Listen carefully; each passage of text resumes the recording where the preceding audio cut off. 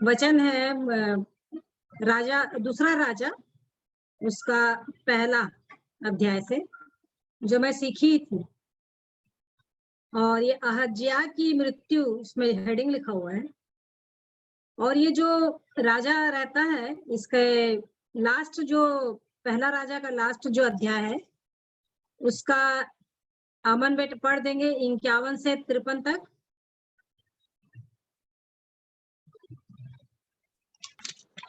पहला राजा का जो लास्ट है, पहला राजा 22 अध्याय 51 से 53 तक। हाँ। यहूदा के राजा यहोशापात के 17वें वर्ष में आहाब का पुत्र अहज्या शोम्रोन में इसराइल पर राज्य करने लगा और 2 वर्ष तक इसराइल पर राज्य करता रहा। उसने वह किया जो यहोवा की दृष्टि में बुरा था, और उसकी चाल उसके माता पिता और नबात के पुत्र यारोबाम की सी थी, जिसने इसराइल से पाप करवाया था। जैसा उसका पिता बाल की उपासना और उसे दंडवत करने से इसराइल के परमेश्वर यहोवा को क्रोधित करता रहा, वैसे ही अहज्या भी करता रहा। है ना। तो यहाँ पर उसका करेक्टर बता रहा है। और जो आहाब का पुत्र अहज्या, और उसके बाद नबात का पुत्र यरोबाम, ये सब एक के बाद एक अपने पिता की चाल को जैसे कर रहे थे, वो लोग वैसे ही करने चले गए थे। और उन लोग उपासना कर रहे थे बाल देवता की, और दंडवत करने से इजराइल के परमेश्वर यहोवा को क्रोधित करते रहे उन लोग, और अहज्या भी करता रहा। और फिर जो शुरू कर रहे हैं दूसरा राजा पहले से, कि आहाब के मरने के बाद मोआब इजराइल के विरुद्ध हो गया। अहज्या एक झिलमिलीदार खिड़की में से जो शोमरोन में उसके अटारी में थी, गिर पड़ा और बीमार हो गया। तो इस प्रकार से वो व्यक्ति अहज्या जो था, वो एक खिड़की से गिर पड़ा और बीमार हो गया उसी कारण से। और उसने दूतों को कहलाकर भेजा कि तुम जाकर एक्रोन के बाल जबूब दाम देवता से यह पूछाओ कि क्या मैं इस बीमारी से चंगा बचूंगा कि नहीं। तो प्रभु ने इन बातों को सिखाया कि ये व्यक्ति और इनके पहले के जितने लोग थे, वे परमेश्वर के को क्रोध दिला रहे थे इस प्रकार से कर करके, उपासना आराधना करके, दंडवत करके।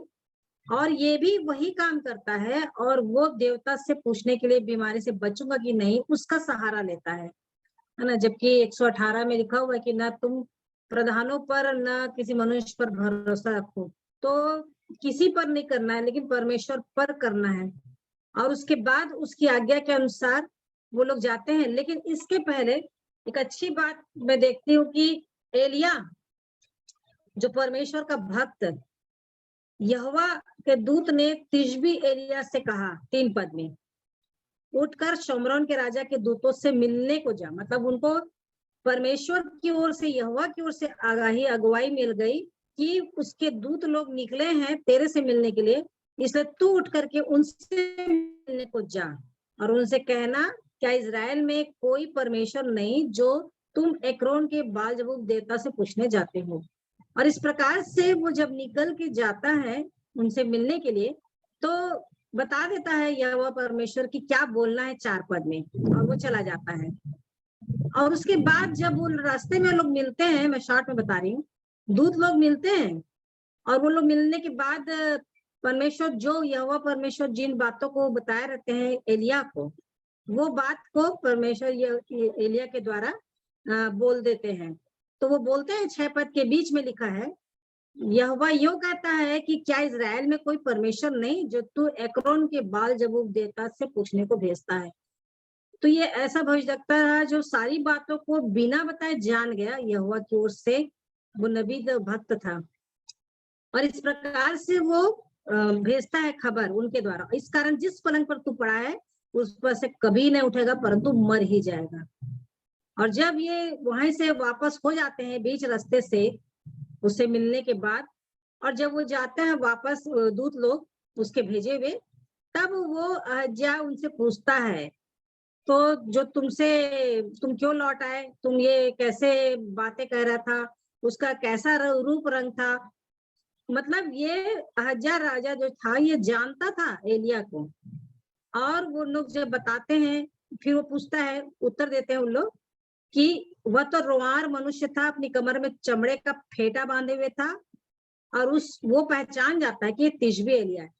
तो इसके मन में ये भी नहीं आया कि वो व्यक्ति ही जीवित परमेश्वर को पहचानता है, जानता है, और उससे मेरे को पूछना था। इस बात से हट करके वो बाल जब देवता से पूछने के लिए ये बीमारी से चंगा होऊंगा कि नहीं होऊंगा करके भेज देता है अपने दूतों को, और इस प्रकार से परमेश्वर एलिया को भेजता है, और वैसा होकर के वो जाकर के वापस उनको वो बातों को बताते हैं। अब ये क्या करता है, अपनी समझ के अनुसार अपना काम करता है। 9 पद में पहली बार अमन बेटा पढ़ देंगे 9। दूसरा राजा पहला अध्याय 9 वचन। तब उसने उसके पास 50 सिपाहियों के एक प्रधान को उसके 50 सिपाहियों समेत भेजा। प्रधान ने एलिया के पास जाकर क्या देखा कि वह पहाड़ की चोटी पर बैठा है। उसने उससे कहा, हे परमेश्वर के भक्त, राजा ने कहा है तू उतर आ। तो यहाँ पर एक चीज को मैं देखी कि एलिया उससे उन दूतों से बात करने के बाद वापस फिर चला गया पहाड़ की चोटी पर परमेश्वर से बातें करने के लिए, प्रार्थना करने के लिए। तो इस प्रकार वो राजा के पास नहीं पहुंचता है, परंतु उन दूतों से कहलवा भेजता है, क्योंकि जो परमेश्वर कहता है वही काम को वो करता है और वापस फिर आ जाता है प्रभु के पास, यहोवा के पास। और इधर ये जो अहज्या रहता है 50 सिपाहियों के साथ एक प्रधान को भेजता है पहली बार। और इनके जीवन में कितना ये घमंड कहना चाहिए और किस प्रकार का अहंकार रहता है कि वो देखते हैं कि चोटी पर बैठा है तो वो लोग नीचे से ही बोलते हैं। मतलब इतना बड़ा भक्त परमेश्वर का जन जानकर भी उन लोग आदर नहीं करते और बोलते हैं कि राजा ने कहा कि तू उतर। पहली बार होता है। अब उसके बाद एलिया बोलते हैं कि यदि मैं परमेश्वर का भक्त हूं तो आकाश से आग गिर कर तुझे तेरे 50 समेत भस्म कर डाले। और वही हो जाता है, आकाश से आग उतरती है और उसको 50 समेत भस्म कर देता है। अब उसके बाद जैसे ही पता चलता है अहज्या को, तो फिर दूसरी बार 11 पद में वो फिर एक प्रधान के साथ 50 सिपाहियों को फिर भेज देता है कि जाओ एलिया के पास जाओ और उसको बुला के लाओ, जबकि काम वही था उसको। और फिर राजा कहता है कि फुर्ती से तू उतरा, जाकर के फिर बोलते हैं। अब मतलब फिर उन लोग देख रहे हैं कि परमेश्वर का भक्त जो है वो यहोवा के पास अपना ऊपर चोटी में है, प्रभु के साथ है, लेकिन वो लोग फिर भी चढ़ तो नहीं पाते हैं। और वो लोग वहीं से ही चिल्ला के बोलते हैं कि तू फुर्ती से उतरा, मतलब कि तू मान हम जो कह रहे हैं, राजा तेरे को बुला रहा है। एलिया ने उत्तर दिया और उनसे कहा, यदि मैं परमेश्वर का भक्त हूं तो आकाश से आग गिरकर तुझे तेरे 50 समेत भस्म कर डाले। और फिर से दूसरी बार वही काम हो जाता है। और उसके बाद तीसरी बार मैं इस बात को सीखी, 13 पद में जो है पढ़ना। दूसरा राजा 1 अध्याय उसका 13 वचन। फिर राजा ने तीसरी बार 50 सिपाहियों के एक और प्रधान को 50 सिपाहियों समेत भेज दिया, और 50 का वह तीसरा प्रधान चढ़कर एलिया के सामने घुटनों के बल गिरा और गिड़गिड़ाकर उससे कहने लगा, हे परमेश्वर के भक्त, मेरा प्राण और तेरे इन 50 दासों के प्राण तेरी दृष्टि में अनमोल ठहरे। है ना। तो ये जो प्रधान था इन दोनों प्रधानों से बिल्कुल डिफरेंट था, बिल्कुल अलग था। इसने उसका आदर किया और वो क्या हुआ, चढ़कर, तीसरा प्रधान चढ़कर, मतलब वो की चोटी में कहाँ ऊपर ऊंचाइयों में बैठा था उसके पास वो पहुंच जाता है। ये प्रार्थना के विषय में सीख रही थी। और उसके सामने घुटने के बल गिरा, वहां तक पहुंचा और उसके बाद अपने घुटने के बल गिरा।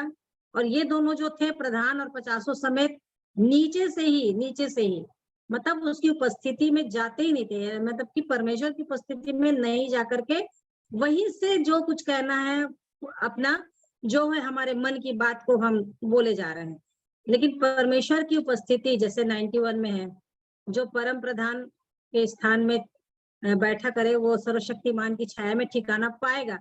तो उसकी उपस्थिति में जाना, उसके सामने बैठना कैसे करना है, उसका भय कैसे मेरे अंदर है कि नहीं है, कि मैं उसका आदर कर रही हूँ कि नहीं कर रही हूँ, मैं उसका कहीं अपमान तो नहीं कर रही हूँ, क्या उसका वो जो मेरे से प्रेम करता, क्या मैं भी प्रेम के बदले वो प्रेम दे करके क्या मैं विनती और प्रार्थना धन्यवाद के साथ कर रही हूँ कि नहीं कर रही।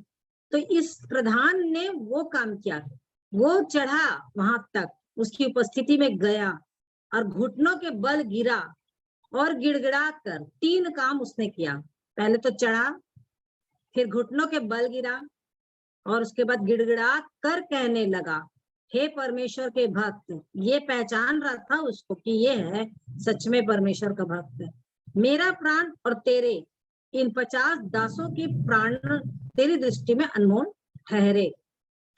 इसलिए 14 में भी वो इन्हीं बातों को कर रहा है कि पहले तो तूने ऐसा किया है, लेकिन अब मेरा प्राण तेरी दृष्टि में अनमोल ठहरे।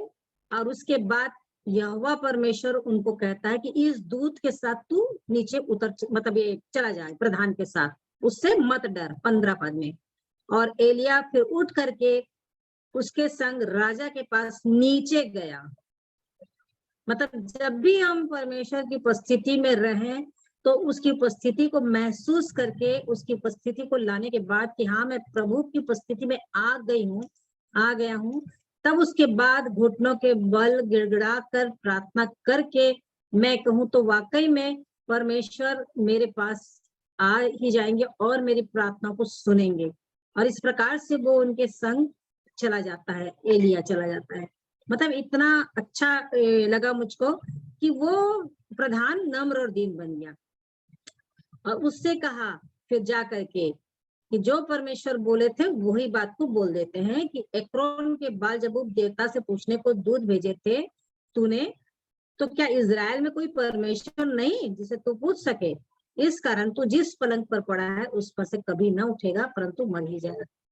तो उसके बाद 17 पद में वही होता है जो एलिया ने कहा था, इस वचन के अनुसार वो मर गया।